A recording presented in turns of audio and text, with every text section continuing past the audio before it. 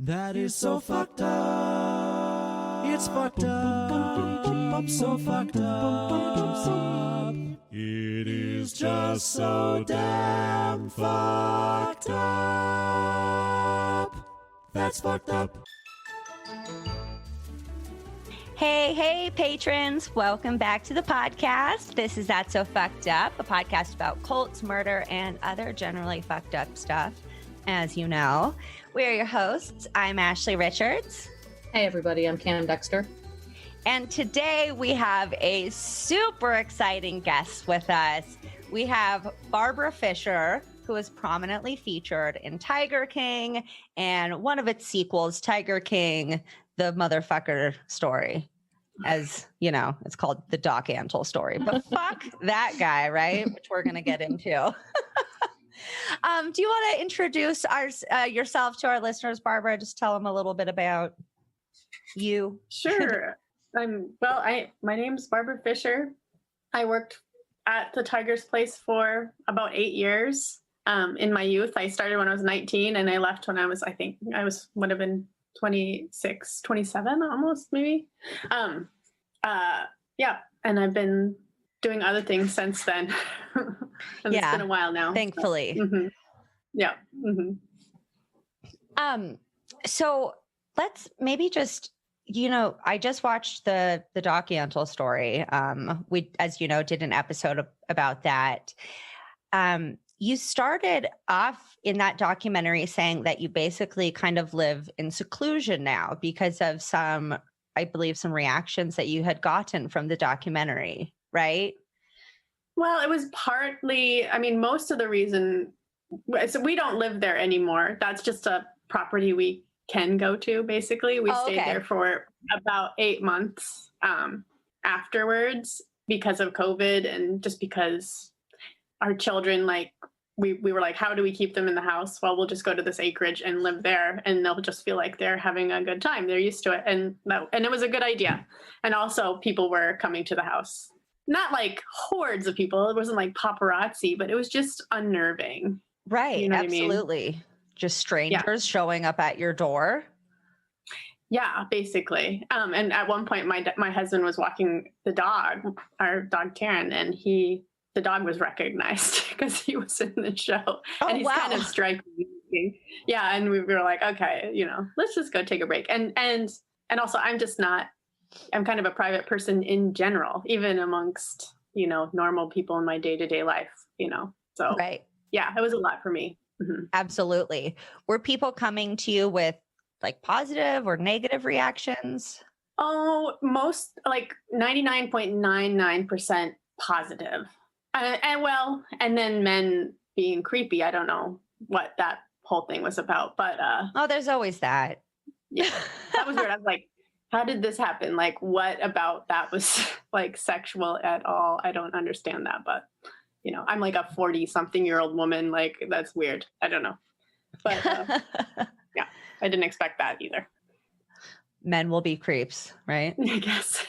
One of our main sayings on the show that one of our listeners came up with is #don't trust men. That's a good one. Yeah. I have 3 sons and stuff I feel like there are good people, good men in the world, but yeah, I don't know.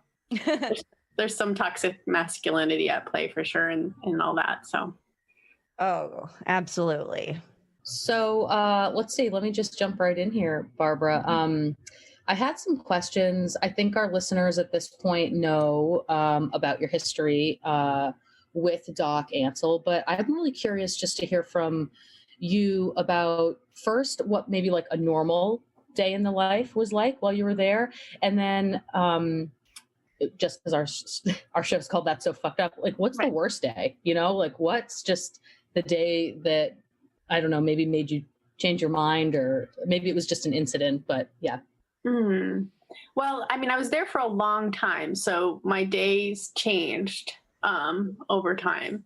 But, so at the beginning, it was just, we wake up, we clean the barn, clean, pack the food up, defrost the chicken, which is, it was defrosted in a tub that they actually used to bathe in the tub and defrost the chicken and that good stuff. I'm not joking. Ew. But, things are so nice. There was a shower next to this tub where we showered actually, which was a upgrade.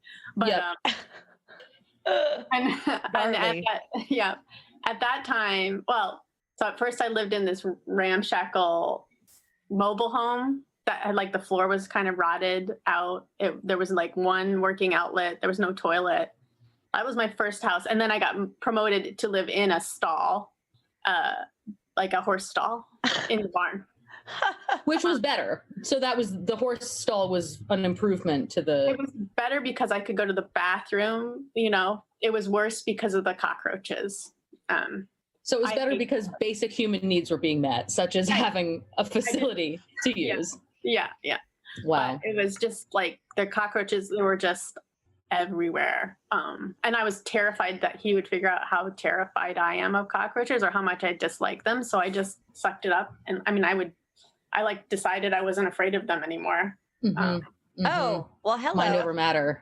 That statement just said a lot. So you were afraid that Doc would learn one of your fears and use it against you.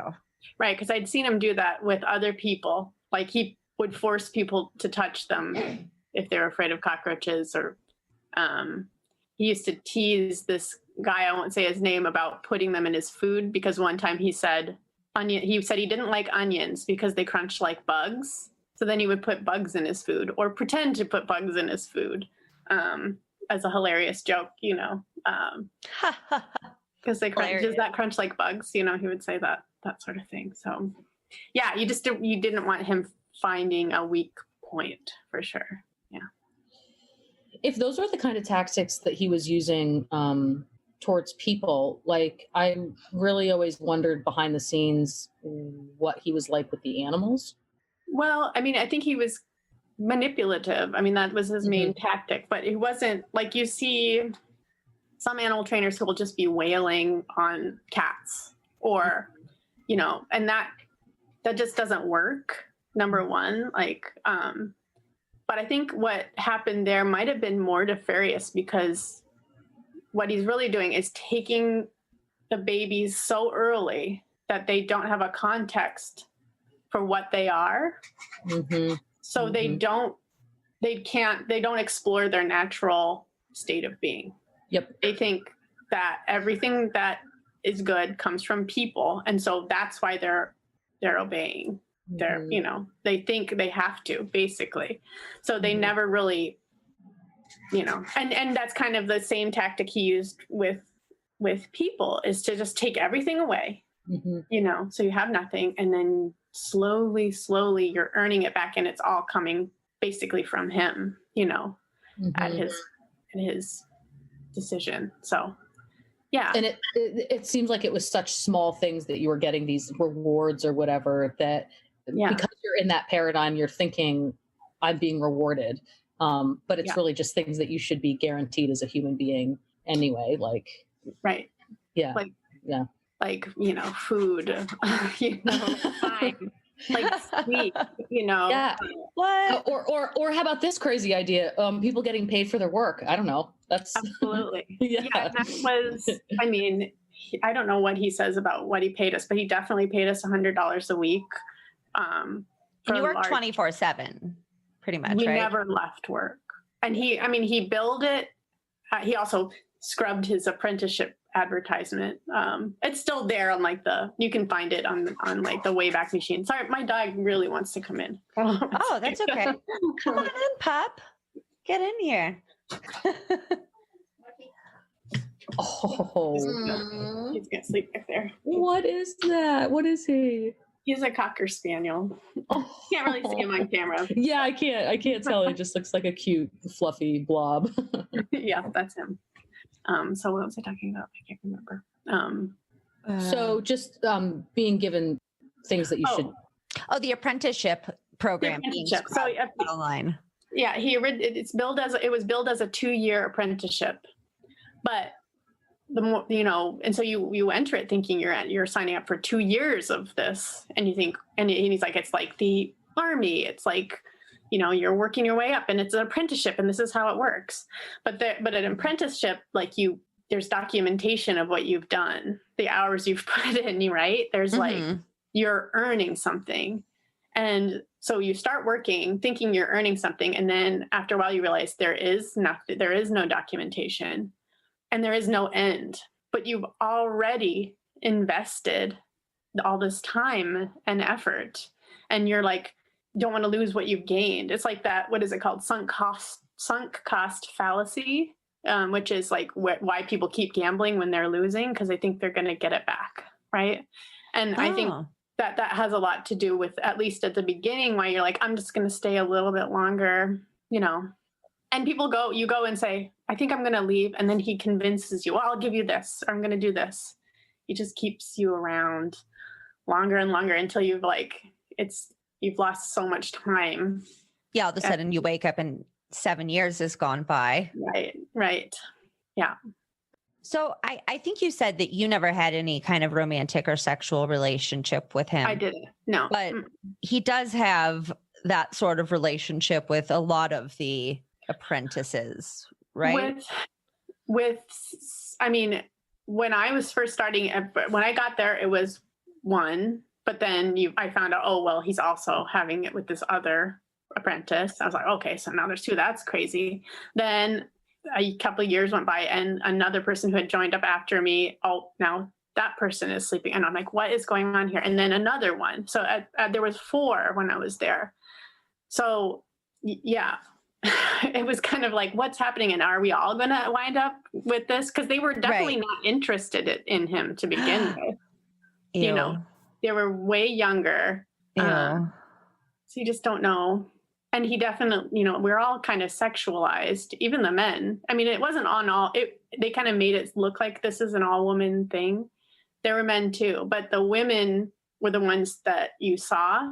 And also the managers are all women and they're all the women he's sleeping with basically. So. And just for context for our listeners, you just put managers in air quotes.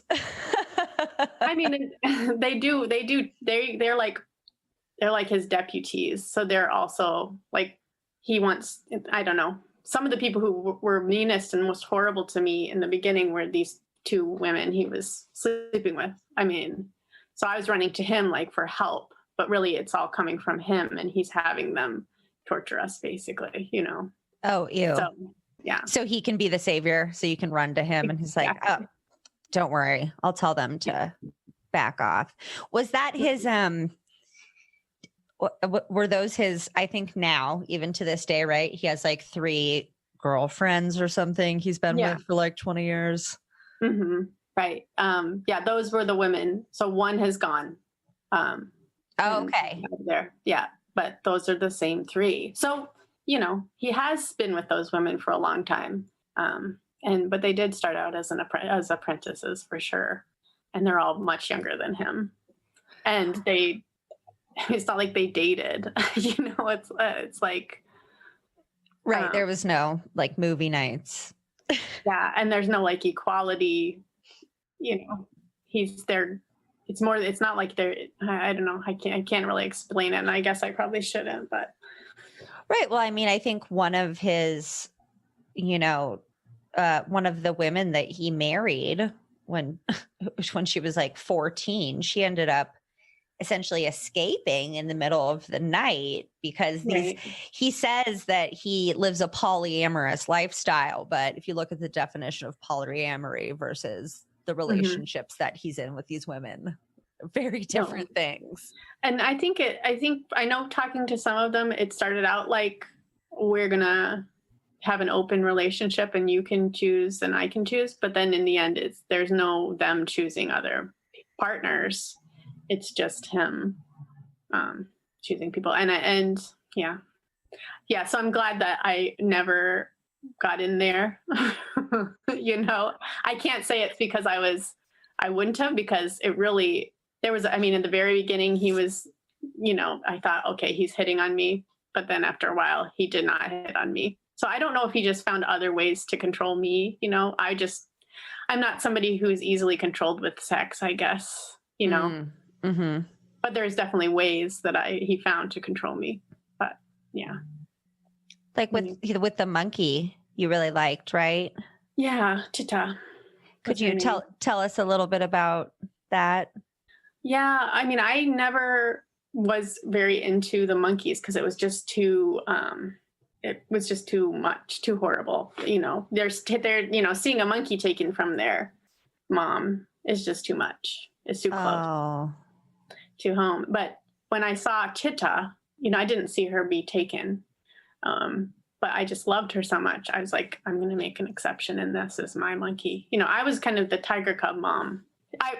He saw how much I loved her, and I didn't want to let her go, and I didn't want other people to mess around with her and all that stuff. And he just thought that was unhealthy. Any attachment to an animal, person, anything else is unhealthy and will earn you some torture from him for sure. When you're there. Oh, well, he's trying to just help you reach enlightenment, exactly. Like him, right? And part of me thinks he actually believes that he is enlightened, because I think he doesn't form attachments, number one. So it's like he saw yoga and he's like, oh, no, lack of attachments. I'm just going to sit on this cloud and not care about, you know.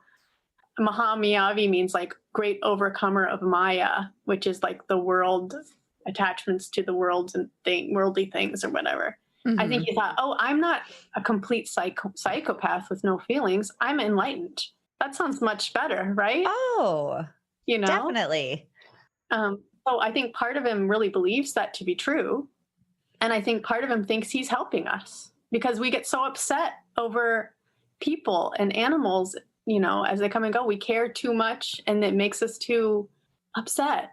You know, in his view, that's what it looks like to him. It looks like we're broken, you know, because he doesn't feel that way about people or animals.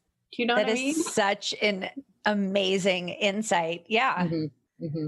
And yeah, I think he was born to be who he is, and I don't think he can change. That's why I don't even feel angry at him. I just feel like, oh, this is who he is, and there's no point in being angry at somebody who's not even capable of understanding how different he is from the rest of us, you know? Yeah. Mm-hmm. Mm-hmm. Yeah. Were there, I don't know if you prefer the term cult, but did you know that the situation that you were in was, that there was like maybe anything wrong with it? Okay. Yeah. So there was no awareness. Yeah. There's pretty much everybody I met was like, that sounds like a cult. And I was like, it sure does, but here's all the reasons it's not. Right. Uh-huh. We love to justify the scenarios that we find ourselves in. It's right. It took a long time. I think it was almost like 7 years after I'd left when I was like, oh my God, I was in a cult. I think just all coalesced in one moment. And it was like a revelation. That was a cult. It was a cult, you know? Yeah. And I called Jules, who was in the movie, or in the second documentary, for a minute. And I was like, Jules, we were in a cult. And she was like, fuck yeah, we were. Like, it was just like, yeah. Well, and we talked to some people, not only like survivors and people who have lived through these experiences, but also professionals who study the just the difficult process of unwinding and unraveling. And for some people, it happens quickly. And as we know, and as your experience tells us, it can take years and years to understand, you know. So, but I'm so glad that you got there eventually, because it's hard to do, I think. Right. I think there's a lot of people, especially talking to people who were with me there, like some of them just are not ready to, like, they are like, well, I was on my choice. Yes, this was horrible. It was on my choice. And that's still to this day. Still right? To this day. Yep. And, you know, it's just, that's hard, because I feel like a lot of these people are taking blame for things that happened that they shouldn't be taking blame for, you know. Mm-hmm. Mm-hmm. It makes you feel awful. Yeah. And isn't that an interesting testament to the power of these sort of mind control tactics? When somebody is effective in doing this, it's very, you know, and look at the women who are still living with him to this day. And of course, I don't know what the dynamics of that relationship are, but I think we can all guess, you know, based on what we know. So yeah, it's crazy. Right. And I think that I think a lot of it has to do with just belonging, the need to belong. And we don't I think that's pretty fundamental for humans, this need to belong. I mean, all of us who went there in like this intermediary space between something and something else where we were kind of free floating. Do you know what I mean? It's like we needed someplace to be. You know, we didn't fit in this moment. Something was happening, you know. Right. That seems to be like a consistent time of vulnerability to these moments where you can end up in a place like this. You know, I think that I was reading this study, kind of, it was like, I can't remember what it said. I was just looking at it. They outlined like these 4 components of belonging that are fundamental. And I think that they were, let's see if I can remember. It was like motivation to belong, perception of belonging, opportunity to belong, and competency to belong. So basically like your social skills, your motivation to get out there and whatever, belong, your perception of how you fit into, you know, because your perception can influence like, you know, but also the opportunity. I think, well, that if you look at a cult, nobody there has the opportunity to belong elsewhere. Like that's the thing that's missing. They're being held in this one place, and it doesn't matter how smart they are. It doesn't matter how great their families were and, you know, whatever. If they're stuck there and they don't have the opportunity to seek out other relationships and places to belong, you know, then you know, they're not going to get out. Their belonging has been compromised, their sense of belonging, if that makes sense. And they might not have all 4 anyway, but even if they have those 3 and they're missing that one, you know what I mean? That's why people stay, you know, it's hard. Do you think that's why you stayed? I think it's definitely part of the reason. I think the reason, you know, I left when I met my husband. So it's almost like I wouldn't have left without another place to be. You know what I mean? And that seems to also be what happens to other people when they leave. They leave because they have some place they can be. And the people who stay don't, you know. Well, there's also the financial aspect. You just said you got paid, what, $400 a month? So if you're wanting to leave, but you don't feel like you have somewhere to go and you don't have any fucking money, right. Then you feel really stuck. Yeah, for sure. And I think I think, you know, at any moment, I do have parents who did come and get me, you know, just drive and come and got me like 2 times in that period where you know, but yeah, the money. Because did they realize you were in a cult? They, you know, I don't know. I think that they did and they didn't. My dad, when I changed my name, he named me after his mom, and he never stopped being mad at me for doing that. And I don't think it was really, you know, I think he was just like, not so much mad about the name, but about the fact that I was kind of stuck there, you know? And what did you change your name to? I changed it to Bala legally.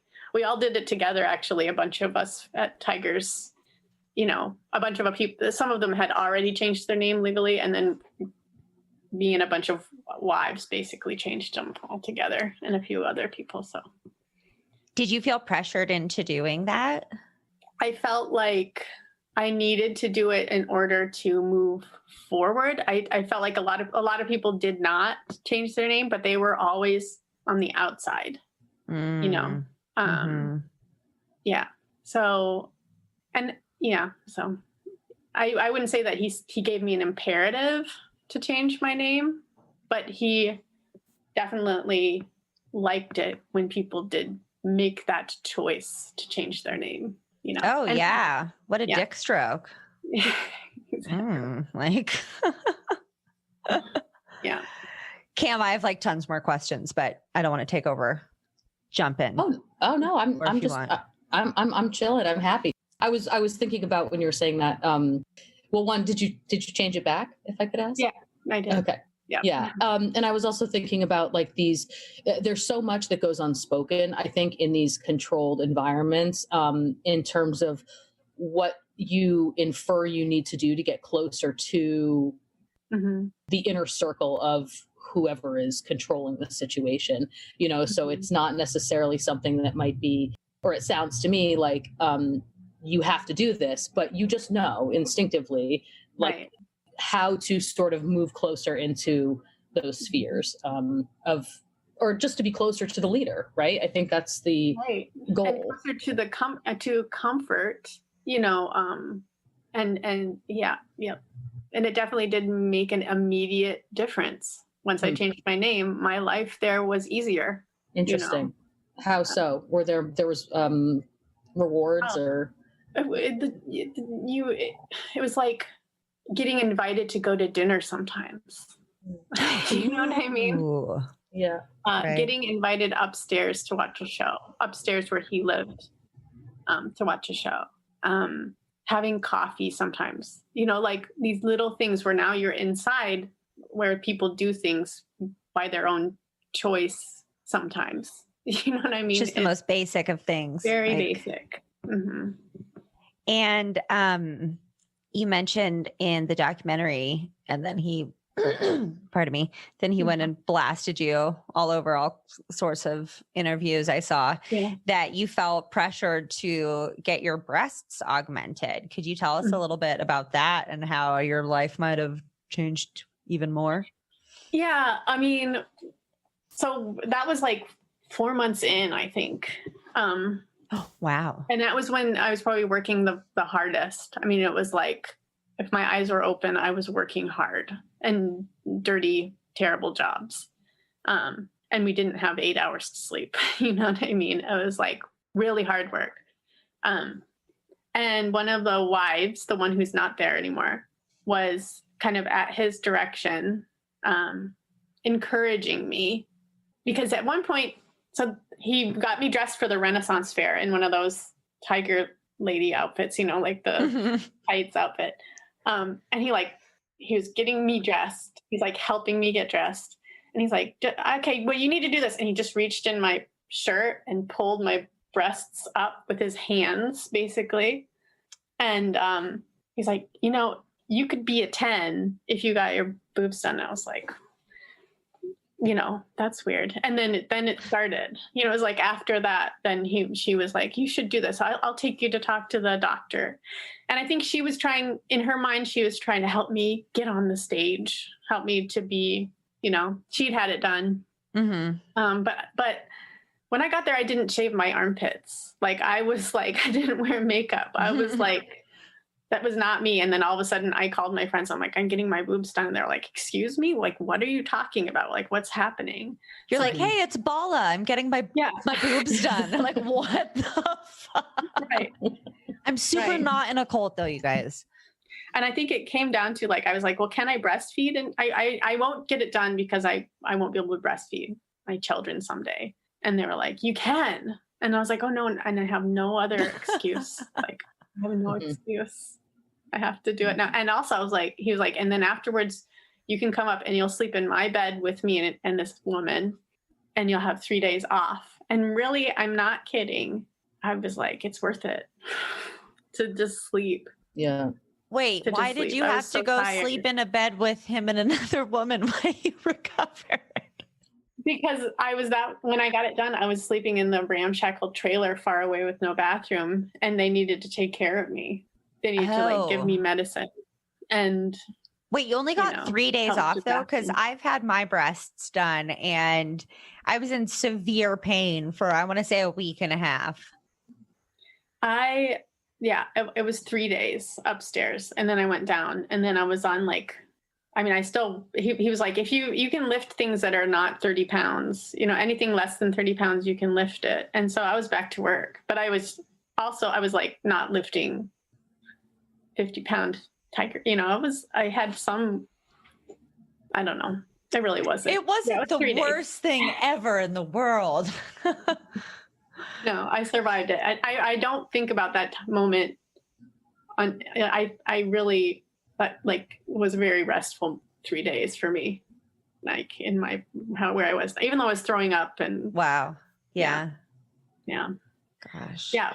So I definitely chose it in that I didn't like get drug in kicking and screaming, but I never would have made that choice if I wasn't there. I just never would. And as soon as I left, I was like, I hate these things. As soon as I saw them, I was like, I just don't like these. I didn't even have small boobs to begin with. I had like a normal size, didn't need them. I don't know why he wanted, but anyway. So he didn't like drug you and put you in a van and take you to Tijuana to get your breasts done, but you certainly did it under duress. Like it wasn't something you wanted to do. It was something you kind of felt you needed to do so you could get 3 fucking days of rest and be treated like a human for like 10 seconds. And it's not like, it's like the first time they asked, I said no. The second time I asked, I said no. The third time they asked, I said, well, I can't because of these reasons. It's like, it just kept coming up. You know what I mean? It just kept coming up.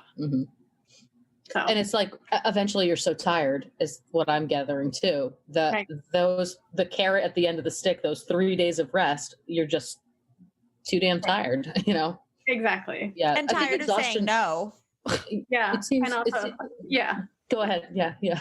I wanted the rest. I wanted the idea that I'm not going to be stuck being the shit bitch forever, which is like what I kind of was at that moment, like, like these are the steps, Yep.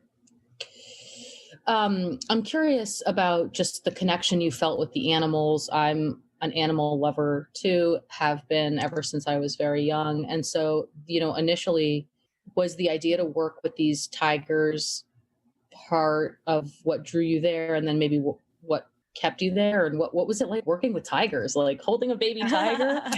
I don't want to romanticize it either too much though, because I want us. I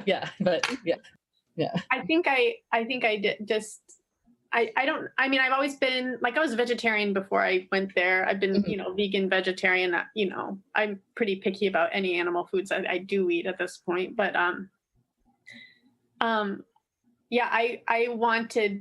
I loved animals, but I'm not like an animal person. Like I'm not like a cat meme person or anything like that. I have my 2 dogs and I love my dog, but really I take them on individual merits, each animal, like humans. Working with them, to me, there were parts of it, like I just not a very domineering person.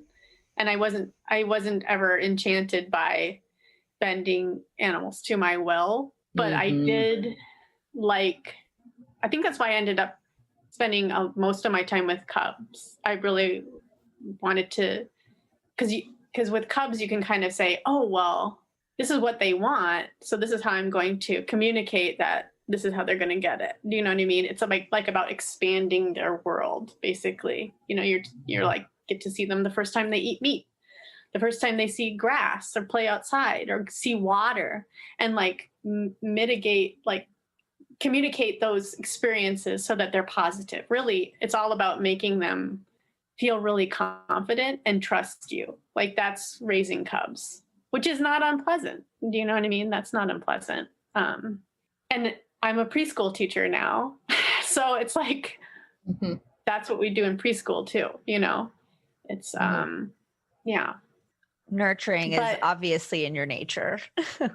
Well, I think I just love watching little babies making these discoveries. But that being said, it's different to be in most preschools, I'd say, and be, it's not like we're manipulating these children. We're indoctrinating them we're taking them out of context, taking them away from their parents.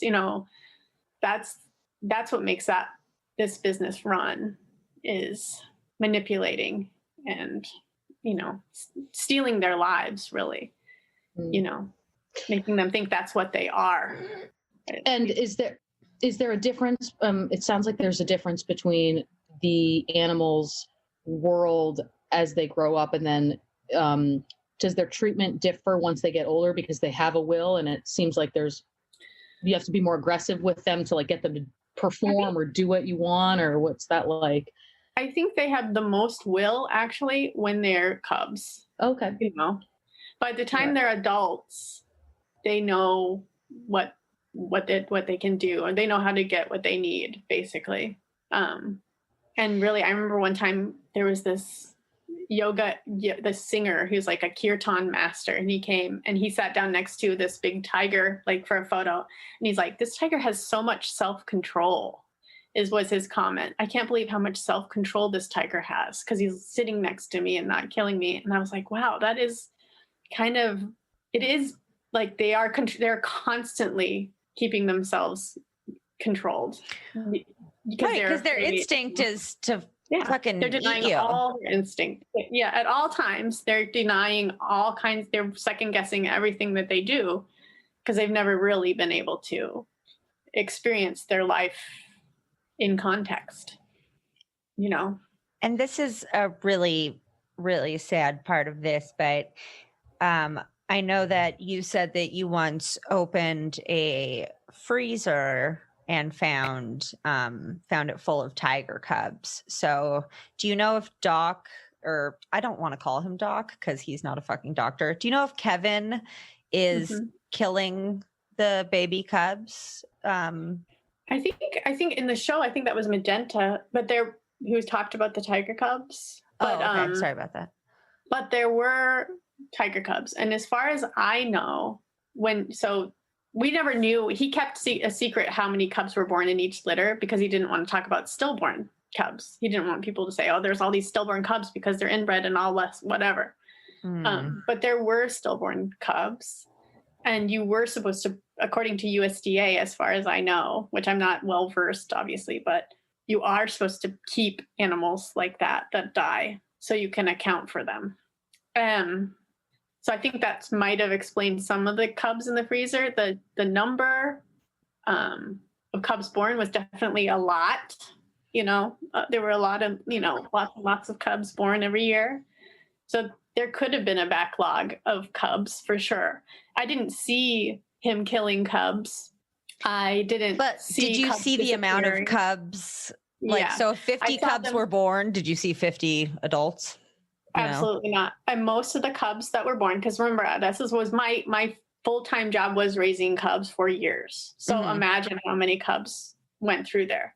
They would grow to be too big to physically pick up. Now we would put very large cubs on people, but they would get to be too big, and then they would go to one of these great facilities that he's vetted, where they really want his tigers, and they would, be gone, and we'd never see them again. And it wasn't like tiny baby cubs. It was usually year-old cubs, and they would just go and never come back. Now, I saw a video of somebody who went undercover and pretended they wanted to get cubs from him. And he talked about euthanizing cubs because of them being born with crossed eyes. Because he's inbreeding them. Yeah, he's on video saying he euthanizes cubs. So he is certainly doing it now, to some degree. I didn't see him doing that then. But there were lots of cubs. They do not stay. They went off to any number of places. It kind of sounds like like Timmy the puppy went to live on a fucking farm and he's like having a great time now. It's like, because we all know that he delivered tigers to that horrendous zoo, if you want to call it that, in Thailand. I went there. You did? Yeah, I went to the zoo. It was horrible. It was a horrible zoo.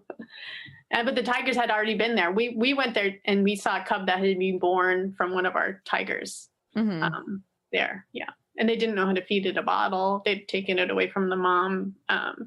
They didn't know what they were doing. So we taught them how to do tiger cub photos there, unfortunately. Yeah. So they went there, and they also went all over. Most of them went, that was a hard slog to get those cubs to Thailand. It took years to send.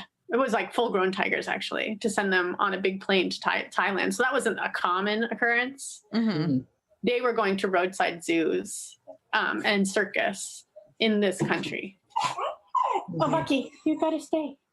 Where they have a very bad reputation for how they treat the animals. He's not actually sending them to these great vetted. No, he would say that's where they were talking, places, a lot of the places where he was sending cubs are like have lost their license, and that takes a lot because USDA does not care what happens to tigers. They don't pay any attention. There are no rules, basically, no effective ones anyway. I want to get to that in a second, but before we do, just to clarify for anybody who maybe doesn't know this, that's okay. You come back in now. You're all done. Puppy. He's woken up from his nap. Yeah. But I think what am I trying to say? People come to pet baby tigers. They don't come to see big tigers in cages. Like that makes people sad, and that's not your bread and butter. And so you sold tickets because that was more. People want to see the babies, right? Is that true? That's what they came more so? I mean, it was always the most popular thing. They wanted to pet the babies. Yep. That was essential to the function. That was all the money, and that's, I raised cubs, and I did like his place at Barefoot Landing. I was the person doing the tiger cub photos for years. How old is a tiger when you would say it grows out of that cub state? It's pretty quick. By 6 months, they're hard to pick up. I mean, they're like could be 100 pounds, really. So it's pretty quick. I mean, I'd say we want like the best age was 1 month to 3 months, and after that, they were kind of too big. Wow, and so they lose marketability all year round. So, yeah. He's still doing tiger cub. I mean, if you look right in any current video, he's got cubs. So, yeah, it's a lot of tigers. What I saw that you were involved in the Big Cat Public Safety Act, and I was wondering if you could explain a little bit about that and if that got passed or what was going on. It has not. It's been just hanging around. It's not that great of a bill, to be totally honest, but it's something. Okay. It's basically like, it would prohibit people from touching animals like that, from getting photos. But I think that it wouldn't prohibit people who are breeding tigers from continuing to breed tigers. It might stop new people from breeding tigers. So he very likely could continue to breed tigers, and he could continue to say, like, I know he gets people like celebrities to touch tigers by saying they're working for him, like tigers that are too big. Like it's illegal to take a photo. We used to take photos with big tigers. Now that's illegal. So now he pretends that they're working for him. He makes them say this: "Save the tiger, save the world," and take a video. And then he can have them touching big cats for photos, or elephants or whatever.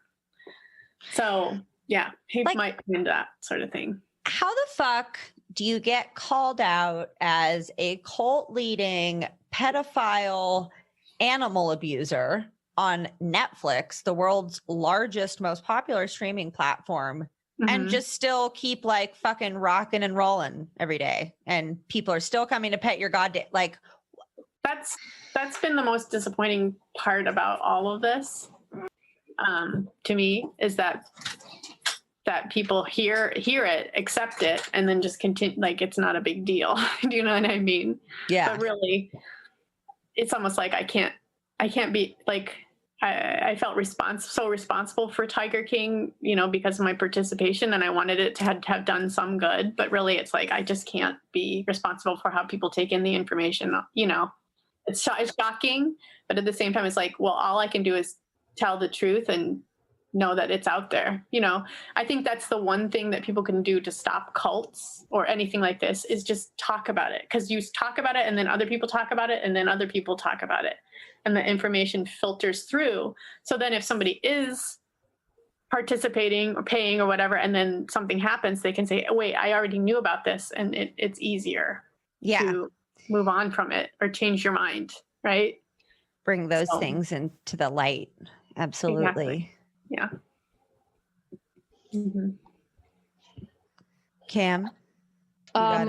No, I was just, on, from your perspective, Barbara, you have been so close to it. What's the answer, do you think? Because I think it's so easy to get confused. Like when I was a kid and I loved animals, I wanted to go to zoos. I wanted to people weren't telling me that SeaWorld is I think people get confused because they think that they're helping support these animals. And right. But do you think that this kind of stuff should be completely illegal? Or I'm just wondering how you feel, like what the best case scenario would be, you know? I mean, my feeling is that people do want to connect with nature, but what they really want to connect with is their own nature. Do you know what I mean? And then they're like using these like vicarious natural experience by seeing wild animals, right? Mm-hmm. I mean, so, you know, I think that what people need to know what lives in their backyard. Number one, they don't. You know, a kid can tell you all about tigers and lions, right? But they don't know the bugs or the animals in their own backyard. And those are the ones that, you know, they're affecting their lives directly with their choices, right? They're in their yard. I mean, so I think the best case scenario for me is people stop going to experience nature that is natural, like their natural environment is thousands of miles away, and start experiencing the nature that's around them. And when they do that, then they'll have a need to protect. They can affect change where they are, right? Absolutely. I mean, much better where you are, I think, than somewhere that's, like you said, thousands of miles away and right. inaccessible.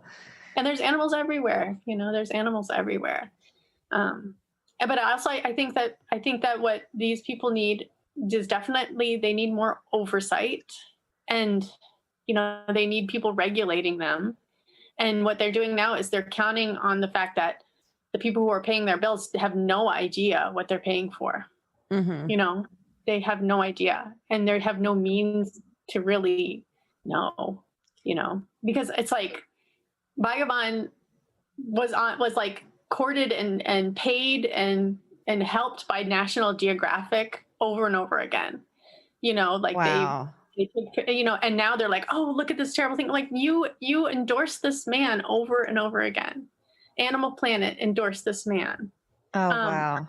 The, you know, Cincinnati Zoo, like all these big zoos, like they cross into this world over and over again. And none of them are saying they're not going to do that anymore. You know, it's even like people like, I don't want to speak ill of Steve Irwin, but he paid animal trainers. All these shows that you see with animals, they're paying animal trainers to do that. And that's private owners, you know? Right. So like this is happening right in front of us, and people are unaware or they refuse to see these connections, you know? So really, until people say, you know, I'm not going to participate in this anymore, you know, you got to kind of take for granted that they are endorsing it, you know? Yeah. So that's tricky. I used to like to go to zoos too, obviously, but I don't really do it anymore. Nope. And as someone who's obviously been in and survived being in a cult, is there anything you could say that people maybe should look out for, or any healing that you've gone through that might help others who have been in a similar situation? I think the great thing that I had was that I have friends that I've had since I was like 12 who are still my friends. You know, every time I came back, I could just dip back into the person I was before. You know, I had these like connections, and those connections are what enabled me to get out of that place and remember who I used to be and come to the point where I am now, you know? So I'd say that anybody who has somebody that they think might be in a cult, you know, somebody they're close to, just don't cut the ties off. It's easy to want to, but just, you know, they might say crazy things and just be like, okay, that's great. And talk about something you have in common. Just keep the connection, because that's what will save them in the end. Yeah. People who, I don't know, it's hard to talk to people in cults because they don't know they're in cults, right? Right. And if you try to tell them that, like you said, you're like, right. No, but here's why it's not. You guys don't get it. But I just hope that they have old friends, you know? Yeah. Yeah, that's really great advice. Yeah, well said. Yeah. Well, that's, I don't want to take too much of your time. That's about all I have. Cam, did you have any wrap it up questions? No, that was fantastic. I think this has been so pleasant. Yeah, thanks for your time. Yeah, thank you so much, Barbara. Do you do any social media that you like people to kind of contact you on? Is there anything you want to promote? Or I know you said you like to kind of keep things private. Yeah, I don't know. I mean, obviously, I hope people support the Big Cat Public Safety Act. I think that would be a good thing, you know. We'll include a link to that in the episode notes for today. Absolutely. Great. And just, when you see that you're about to pay for an animal's life, just learn a little bit about what you're paying for, you know, to interact with some animal, like whether it's what you're going to eat or what you're going to go see. Like, I just hope that they look into that really critically every time they do it. Yeah, that's it. I say this a lot. Your vote or your dollar is your vote. So reminding our listeners, that's great. That's great. Yeah. I was just going to say, Cam always says. Yeah, I was like, I always say that. Yeah, very cool. Well, thank you again so much. And patrons, as always, thank you for being a part of our community. We love and appreciate you. Barbara, we really appreciate you coming on today. This has been wonderful. And remember, folks, it's not a cult, it's just a podcast. But really be mindful of what you're paying for. As our guest Barbara said today, if you are paying a ticket fee to have an animal that should be in the wild at your disposal for your pleasure, just think about it again. Stop doing everything for the gram. Totally.